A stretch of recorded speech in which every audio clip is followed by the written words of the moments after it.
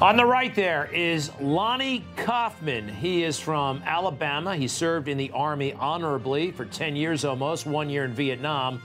But now he's in jail. He's in the D.C. Central Detention Facility because of, well, he was there on January 6th, and he is in some trouble. He's got a 17-count indictment against him, unlawful possession of destructive devices, carrying a pistol without a license. But look, he's going to be with us right now on the phone. I don't want to get him into any more trouble. And Lonnie Coffman, thank you for joining us. You're on the phone right now from jail. Can you hear me, sir? Yes, I can.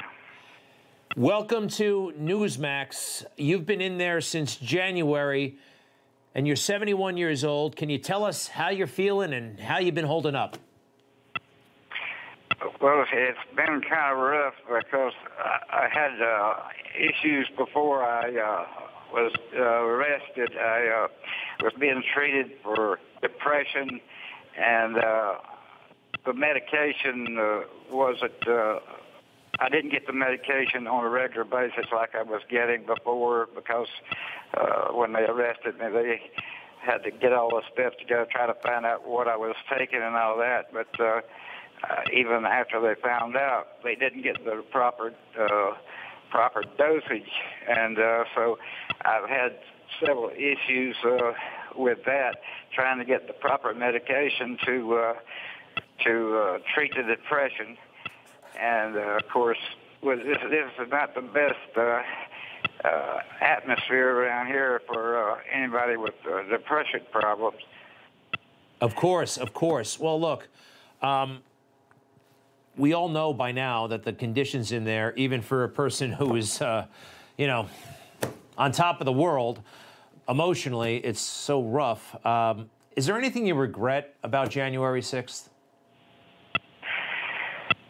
Yes, I should have stayed home because what I come here for, and I won't get into any details about January 6th, but I came here for information, and I was unable to attain that information, and all it did was wind up getting me in here.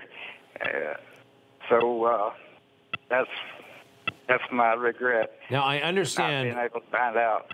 Sir, you're a person of faith, and I understand that you are not able to attend religious services in the jail. Is that correct?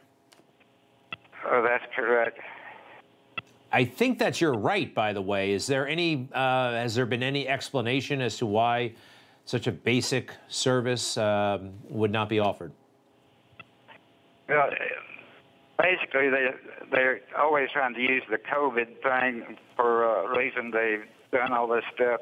We can't even get a shave or a haircut because unless you've got the certificate that you get when you get inoculated, and so only those that have taken both the shots can get a shave and a haircut. We have a little beeping in the background. We understand there's a time limit on your phone call. Kate, do me a favor. Can you just set the scene for us right now? Where are you? How much time do you get on the phone? And what's around you right now? Well, I'm in what they call the TV room, but it's not used for that right now. And the phone time limit is 15 minutes from the time my first call was made. I understand. I understand. Listen, if folks want to help you, there is a way to do that. I want to put this up on the screen. It's the Give, Send, Go page that's been set up for you. GiveSendGo.com/BlessLonnie. And all the information is there, and people can help out. And they really do want to help out the January 6ers. Look, some mistakes were made that day, we know. But it just seems totally out of control how most of you guys have been treated. Sir, is there anything you'd like to share with us? We all need the American people to know that we're not the things that we've been labeled since January 6th. We're not terrorists. We're not insurrectionists. None of those things. And we are patriots, and we love our country. We even sing the national anthem every night at 9 o'clock. And we just need the American people to know that that's the truth of the matter, and we need the American people to support us. Can I ask you about your family, relatives, friends? Have they been able to visit you, and how are they holding up as best you know? Well, my family aren't able to come up here. Like you said, I'm from Alabama, and it's a long way, and they just can't take that time off. I haven't had any visitation. I think a few of the people have managed to get visitation, but not myself. Lonnie, this is a tough thing you're going through. I'm sorry, and I know some people got carried away on January 6th, but also we got to put this in its proper perspective, I think. When are you due in court? I am supposed to go to court this Friday. And what's going to happen? Do you know? Yes, but I can't discuss that. I'm sorry. I understand. Well, Lonnie Coffman, I wish you luck. And by the way, if you don't mind, what was your job in the Army? I was a senior truck driver. And I understand you were in Vietnam for your service? Portion of it? Yes, I went over there in '69, in the middle of '69 to the middle of '70. Served 1 year. This is all going to come to a close at some point. What's the first thing you're going to do when you get out of jail?